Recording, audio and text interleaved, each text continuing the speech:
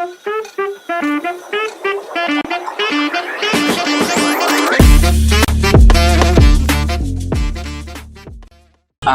வந்து ஒரு ஆளு கருப்பு கலர் சட்டை, கருப்பு கலர் பேண்ட் போட்டிருக்காரு, கருப்பு கலர் வாட்ச், கருப்பு கலர் கண்ணாடி. அவரும் ஓரளவு கருப்பா இருக்காரு.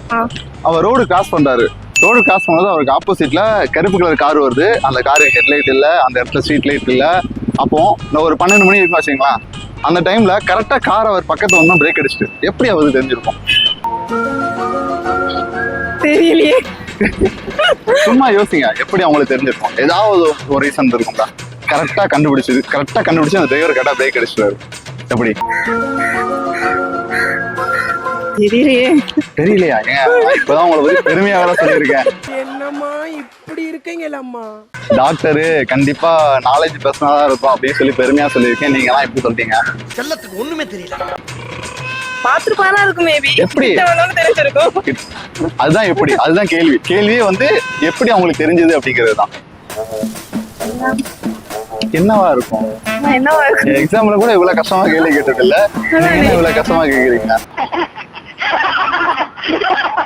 யோசிங்க. அரசியல்ல இதெல்லாம் சாதாரணமாப்பா. பிளாங்கால இருக்கு. நான் கடைசியா இப்படி யோசிச்சது எக்ஸாம் எழுத மட்டும்தான். நீங்க என்ன இப்ப யோசிக்க வைக்கிறீங்க?